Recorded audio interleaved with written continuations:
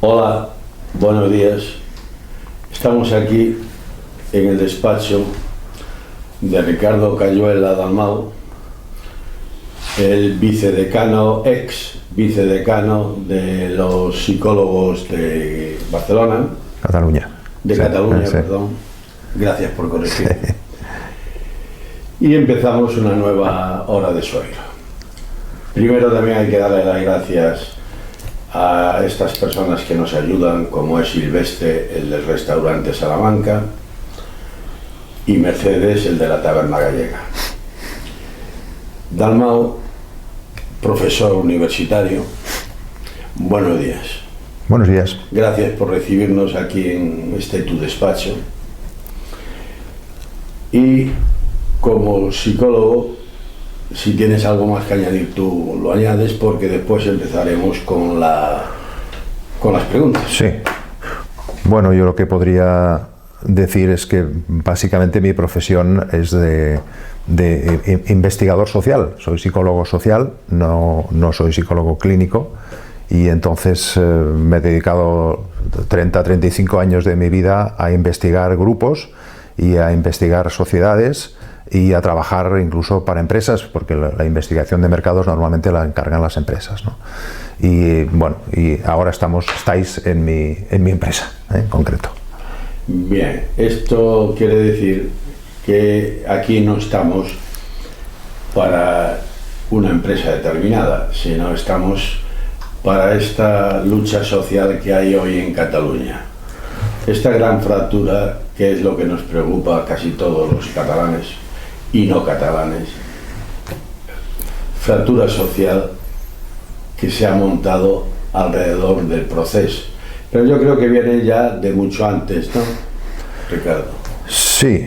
Bueno, yo antes de nada lo que sí quisiera decir, que precisamente al presentarme como ex vicedecano, yo durante 8 años he estado como vicedecano del Colegio de Psicología, y como tal he tenido que mantener una estricta neutralidad política, porque en un grupo de 15.000 personas no puede haber un pensamiento único. Entonces me he mantenido absolutamente en silencio. Hace un año que salí de la Junta de Gobierno. Sí, salí del armario, sí, no, y además haces bien, porque y entonces me permití salir del armario desde el día que tuve que bajar con un extintor a apagar los fuegos que había en mi calle. En ese momento comprendí que este tema de la independencia estaba yendo demasiado lejos, que les podía haber ido de las manos, y a partir de ahí sí que me propuse, como psicólogo social que soy, intentar hacer un paralelismo con lo que un psicólogo conocido llamado Le Bon habla de la psicología de las masas. Bien, a ver, a mí lo que más me duele en el corazón ver a unas gentes tan mayores, muy mayores, con su lacito amarillo, presumiendo de ir al favor del separatismo. Entonces, yo siempre me he pensado que esto tendría que tener un estudio psicológico. Entonces, sobre este estudio psicológico, yo quisiera preguntarte, ¿cómo es que personas tan mayores,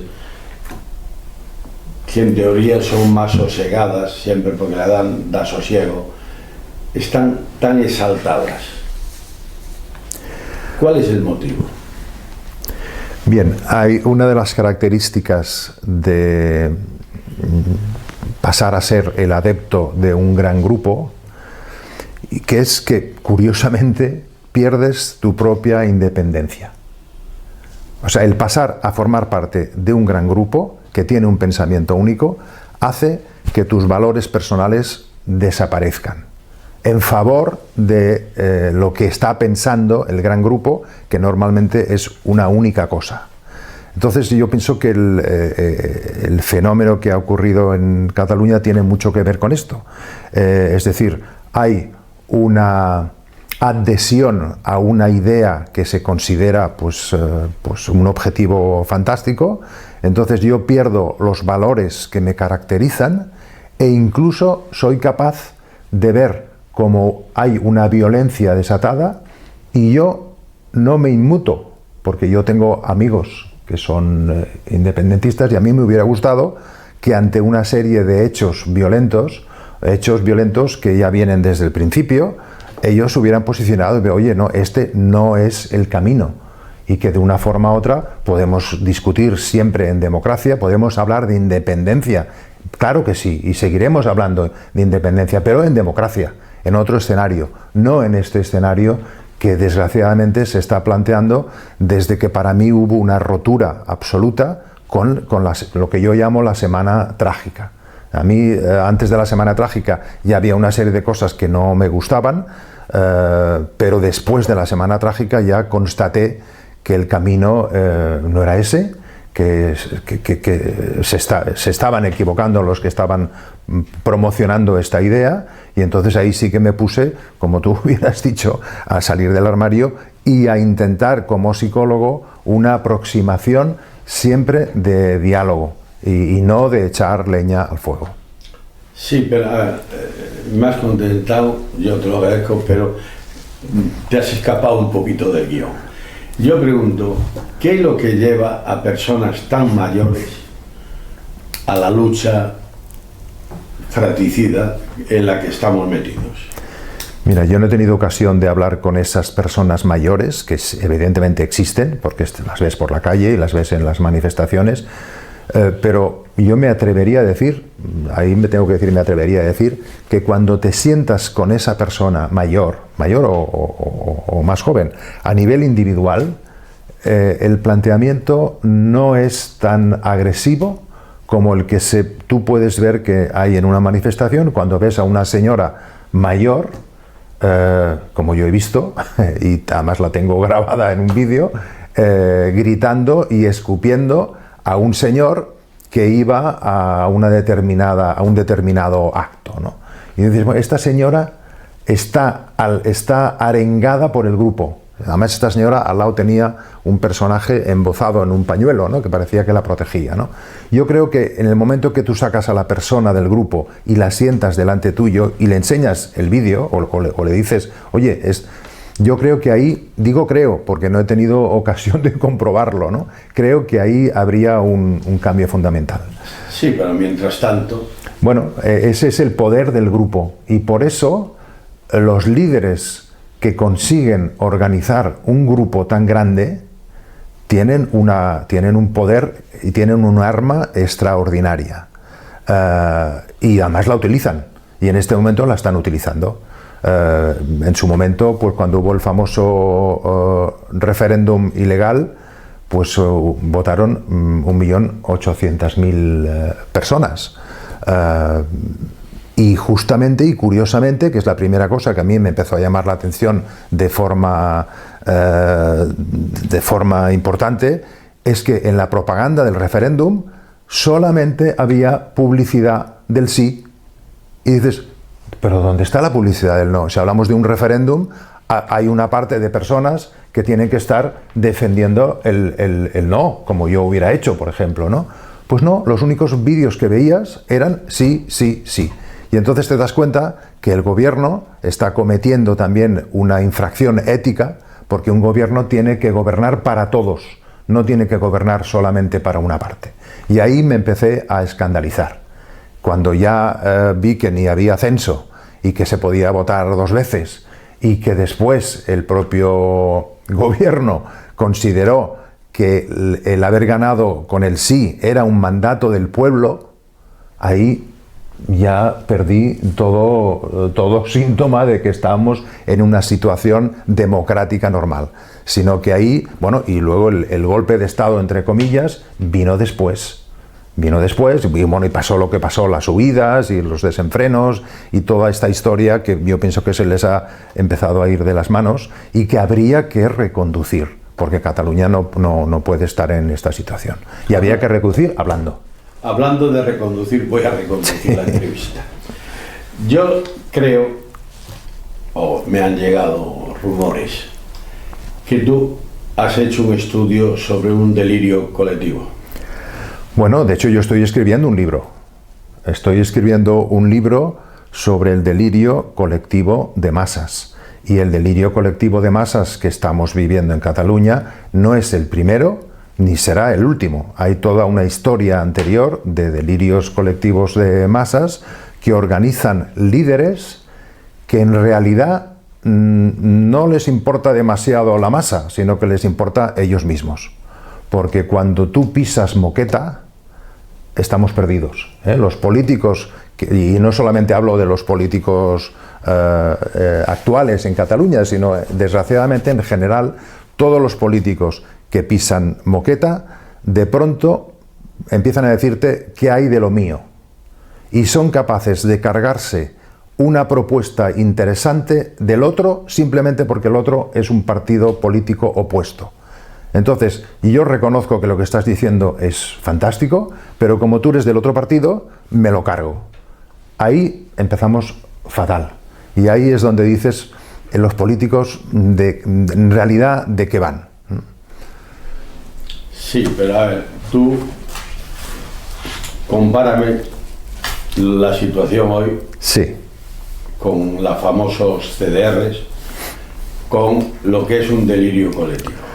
Bueno, a ver, yo antes creo que te he comentado que para mí hubo un paso antes y después de la famosa Semana Trágica. Sin embargo, yo antes de esa Semana Trágica ya estaba viendo una serie de cosas que no me gustaban nada, y una de las cosas precisamente es los comités de defensa de la República, que es un esquema tomado de la infortunada grupo cubano que era Comités de Defensa de la Revolución.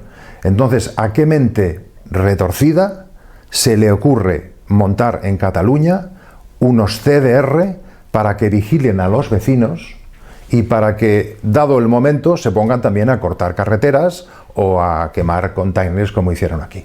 Esto ha estado instigado y los que lo han instigado han tenido la suerte de conseguir que esa masa haga lo que ellos dicen. Y eso es... Pero fíjate que esto viene ya de antes. Es decir, por eso a mí el hecho de la violencia desatada no me extrañó tanto finalmente cuando empecé a analizar la existencia de los CDR, la existencia que hay ahora de la famosa bandera pirata, que es una bandera de combate. Entonces dices, bueno, pero ¿esto qué es, no? Es decir, los que están instigando esto, ¿a dónde quieren hacernos llegar? Y ahí es donde realmente yo me indigno, me opongo y trato de terminar con ese totalitarismo, porque es una situación totalitaria. No hablemos ya de los alcaldes socialistas a los que se les pintaba la cruz esta amarilla, o a los famosos cuando salió la posibilidad de que los independentistas fueran terroristas, enseguida salieron carteles con los periodistas que no son secesionistas y se les llamaba estos son los terroristas, ¿no? Entonces es un juego muy desafortunado que yo espero, tengo aún la esperanza de que, y no quiero hablar de política, pero que a partir de ahora empiece a cambiar, porque si seguimos bajando, esto puede ser realmente patético y peligroso. Yo tengo la confianza de que entre unos y otros vamos a reconducir la situación, al menos como mínimo esa es mi posición. Pero antes tú me enseñabas unas fotografías, sí, que además a mí alguna me dio sinceramente pena, ¿no? Ya no pena, que gente que dirige esta masa, vamos a llamarle masa a los CDR, se fotografíen, creo que lo tienes aquí, sí, creo que lo tienen abrazado a dos. Sí, bueno, una... No voy a decir quiénes, voy a enseñar la fotografía y no hace falta que dé los nombres. Una primera figura de la política independentista fotografiada con estas dos personas. Bueno, pero es que tampoco quisiera llamarle persona, no le quiero llamar nada, con estos dos. Bueno, además ha habido un programa en TV3, que yo tengo el vídeo, en donde hay un presentador muy conocido que presenta a una de estas dos personas como el futuro fantástico de la independencia de Cataluña. Y resulta que es un asesino confeso. Entonces dices, no hay nadie que se esté quejando de esto, no hay ninguna mente preclara que se esté quejando de esto, porque además yo sé que en la universidad hay profesores, gente muy inteligente, que no se queja de esto, que no dice, oye, no vayáis por ese camino, vamos a seguir por la independencia si queréis y vamos a machacar la independencia una y otra vez, pero desde la democracia, no desde estos avisos que son criminales o que son violentos, ¿no? Esto es lo que yo creo que habría que intentar bueno, terminar o cambiar o modificar, ¿no? Y en eso estamos. Y en eso estoy yo. En eso debíamos de estar todos. Sí. Cosa que no pasa así. Después también me enseñaste otras de qué era lo que me hizo a mí pensar en el delirio colectivo, sí, del Palacio de la Música. Bueno, este es otro tema, es decir, el apropiarse de instituciones. No, enséñaselo a la cámara. Sí.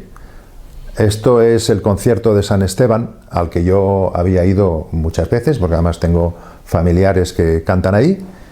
Entonces, esa es otra de las estrategias desafortunadas, que es apropiarte de una institución para tratar de hacer de esa institución pensamiento único. Entonces, claro, es un eje de totalitarismo que en principio en ninguna democracia debería ser aceptado. Yo puedo aceptar que tú tengas esta posición, pero lo que tú no puedes hacer es intentar apropiarte de la institución para decir que toda la institución está al servicio de esa idea. Ese es el tema que hay que reconducir. Bien, pero, a ver, como psicólogo, porque yo, si tengo una enfermedad psicológica, vengo a ti y tratarás de curármela. No. Entonces, como psicólogo, ¿qué podemos hacer? Bueno, yo antes ya te he comentado que yo no soy clínico. Insisto en que este es un trastorno o un delirio de grupo, no es un trastorno individual. Seguramente que sí que habrá personas con un trastorno individual, pero yo no las trato porque soy psicólogo social y no lo puedo confirmar. Esto es un tema social. Sí, pero el trastorno del que yo hablo es el trastorno del grupo, de la masa. De las psicologías de masas se habla de un trastorno de la masa. Entonces, los líderes no están nada trastornados. Los líderes lo tienen muy claro, sí, todo. Muy claro. Y no te hablo de los líderes porque eso tampoco va a poder curarse. Te hablo de la masa. ¿Qué se puede hacer? Por ejemplo, Sociedad Civil Catalana, Cataluña Pueblos de España, todos estos grupos. ¿Qué pueden hacer para luchar contra esto? Yo, lamentablemente, lo que sí tengo que decirte, atendiéndome al estudio de los delirios de grupo, es que vuelvo a los líderes, cuando desaparece el líder, desaparece el trastorno colectivo. Y con esto no estoy diciendo que tenga que desaparecer los líderes, pero que los líderes tienen que cambiar de posición. Cuando los líderes cambien de posición, desaparecerá el trastorno colectivo. Porque esto está explicado. Que quede claro que yo tampoco soy partidario de hacer de eso. No, claro que no.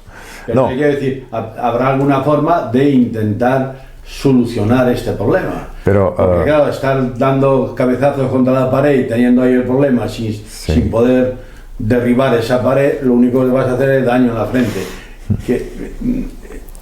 ¿Qué se puede hacer?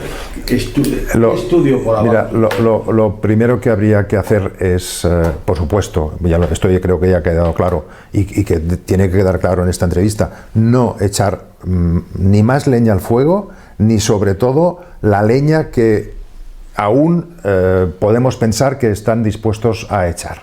No hay que echar leña al fuego, hay que hacer lo posible por hablar de justicia y paz.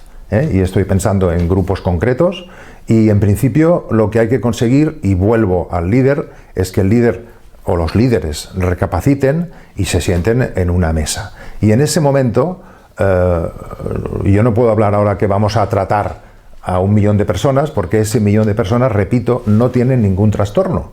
Lo que tienen es que han caído en un hechizo de tipo sectario. En las sectas, yo he estado muy relacionado con el mundo de las sectas porque en su momento me interesó, y entonces hay personas que las personas que forman parte de una secta son personas que ya son proclives a entrar en la secta. Entonces las personas que han entrado en este delirio en Cataluña eran personas ya proclives a sentirse víctimas, a sentirse diferentes, y de una forma u otra, cuando se les habla de que vamos a tener una autogestión y vamos a separarnos del resto, pues se han sentido identificados, y es algo que en principio tenemos que comprender. Lo que no tenemos que comprender es que no digan nada cuando hay violencia. Ahí sí que yo ya pongo un punto final. Yo puedo comprender que alguien quiera separarse de otro país, lo puedo entender, y si un día hubiese una mayoría, pues a lo mejor, pues vete a saber lo que podría pasar, pero en el momento que yo hablo de convivencia y lo que pongo son puentes y no paredes, si el otro no me pone puentes y me levanta paredes, ahí es donde no podemos seguir, donde tenemos que jugar con otro camino. Pero es que violencia hay. A ver, tampoco tenemos, tampoco tenemos que cerrar los ojos. Pero violencia hay porque tú mismo tuviste que bajar abajo a fuego. Sí. Los violentos, que estaban muy bien organizados, por cierto, eran gente joven que nunca habían corrido delante de los grises.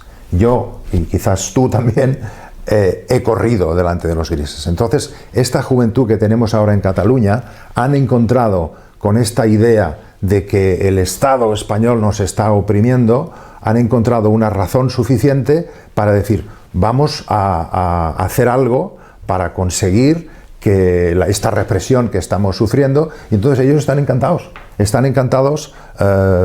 pues eso, otra de las fotos que tengo, hay 2 chavales jóvenes que están con pañuelos y se están haciendo un selfie, como para decir, yo estuve ahí. Sí, como si fuera el 1 de mayo. Entonces, claro, en las universidades, en este momento, que también estamos trabajando con un grupo de convivencia universitaria, estamos intentando que este elemento de la vuelta, porque esto no puede seguir así, ¿no?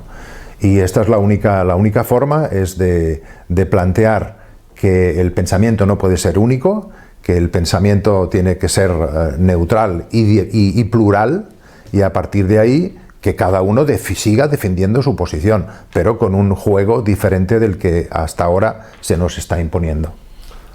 Pues mira, me ha salido un final de programa precioso con esta última arenga tuya. Muchas gracias, Ricardo, y te emplazo para otras conversaciones de este tipo, y además te rogaría que me avisaras cuando publicaras el libro para poder ir detrás de él, porque son temas realmente sangrantes. Hasta la próxima hora de Soiro. Gracias a todos.